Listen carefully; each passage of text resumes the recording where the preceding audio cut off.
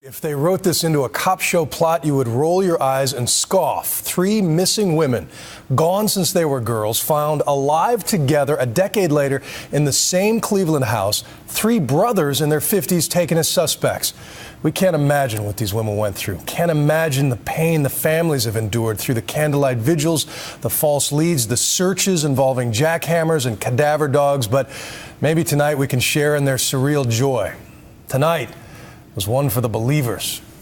The posters have been part of Cleveland's landscape for a decade. The weathered or tattered ones replaced again and again by families who refuse to give up, who refuse to stop praying for a moment like this. Help me, I'm Amanda Berry.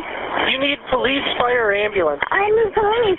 Okay, and what's going on there? I've been kidnapped and I've been missing for 10 years and I'm here, I'm free now. That is the voice of Amanda Berry calling 911 tonight. The last time anyone in her family heard that voice, she was a day shy of turning 17.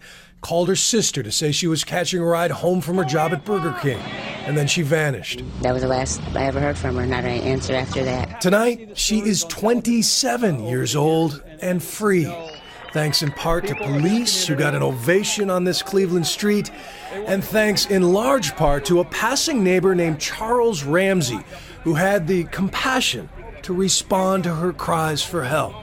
And I look and I see this girl, and she just going nuts on the door. So I'm like, what's your problem? You stuck, just open the door.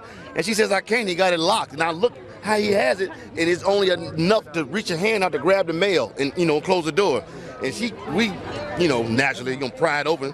That didn't work, so we had to kick open the bottom. Luckily on that door was aluminum, it was cheap. And she climbed out with her daughter.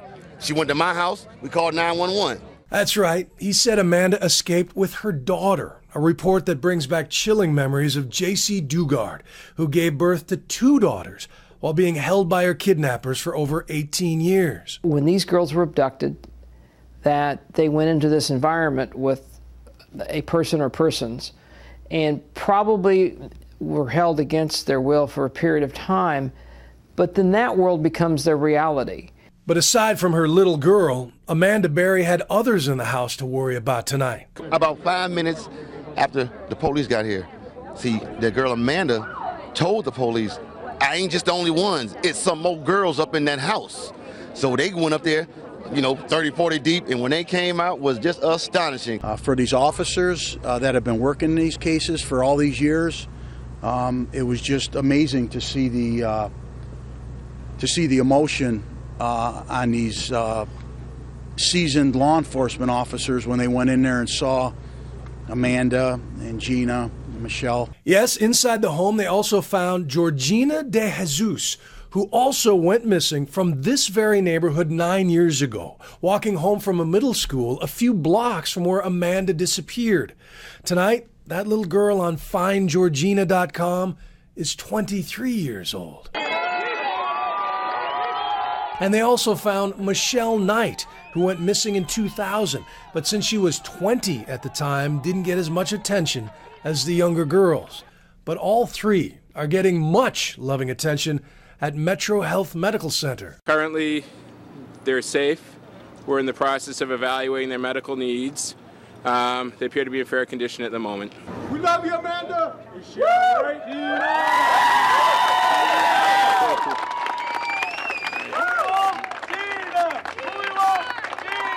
How happy is this for you, though, to have 3 people that have survived? This is really good because this isn't the ending we usually hear to these stories, so we're very happy. We're very happy for them. Now attention turns to the kind of person or persons who could have held prisoners like this for so long. Police will only say they have 3 Hispanic men in custody, ages 50 to 54, but our sources tell us they are brothers. The middle brother's name, Ariel Castro, and according to his neighbor, he lived a life far above suspicion. We see this dude every day. I mean, every day. How long have you lived here? I've been here a year. Okay. You see where I'm coming from? Right. I barbecue with this dude. We eat ribs and whatnot and listen to salsa music. You see where I'm coming from? Yeah. And you had no indication that there was anything going on? Bro, not a clue that girl was in that house or anybody else was in there against their will, because how he is is he just comes out to his backyard, plays with the dogs, tinker with his cars and motorcycles, goes back in the house. So he's somebody that you look away because he's not doing nothing but the average stuff. You see what I'm saying? There's nothing exciting about him. Well, until the day. What an amazing account from an amazing character we'll be hearing more about, certainly. But we're going to turn now to a man who knows all too well what it's like to lose a child, wait for that child. John Walsh, longtime host of America's Most Wanted, joins us from our bureau in Washington. John, any night they can solve 3 missing persons cases and go home with smiles is an amazing night. What was your reaction when you heard? Bill, incredible. What a great night. 3 women are back alive. And a little girl that may have been a creation of the kidnapper and the abductor.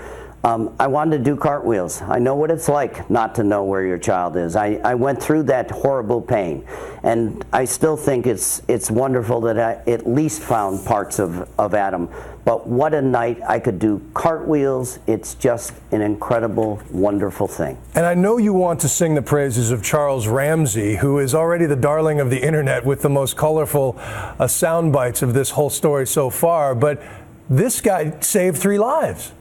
I saw it firsthand in the 25 years I've been doing America's Most Wanted. The public wants to help. They don't know how to help. They have the guts to help me catch 1,200 bad guys and recover 60 missing children. Here's Charles Ramsey walking home. As he said so succinctly, I'm a black guy. I saw a white woman crying for help, and I went to help her and broke her out. Amanda Berry saved her life, 2 other women's lives, and their child. And Charles Ramsey is the guy that broke him out of that house of horrors. If I ever meet him, I'm going to give him the biggest hug. It would have been so easy for him to just keep his head down and go home, but he didn't. And let me ask you, as an investigator, what would you be looking for in terms of the suspect in this case, his methods and motives? Certainly, everybody thinks it's the pervert under the bridge with the trench coat. I've done so many of these cases where it's just the guy next door. It's just the guy that seems like he's okay. What amazed me is how he could keep 3 grown women and a child in that house without some point in 10 years, one of them being able to contact somebody. But now sources say that his 2 brothers have been arrested. We all wondered if he had help. How do you keep 3 grown women and a child in a house in a neighborhood and that they're never seen? So this would make a lot of sense if he had help. If his 2 brothers helped him run this house of horrors and keep these 3 women and that child there for 10 years, I hope they burn in hell. Well, it's something we'll be following in coming days. And as we said at the top, this one was one for the hopeful tonight. It's so great to have a moment of victory after all those years of tragedy, talking about other stories that don't go as well. John Walsh, thank you. Thank you, Bill.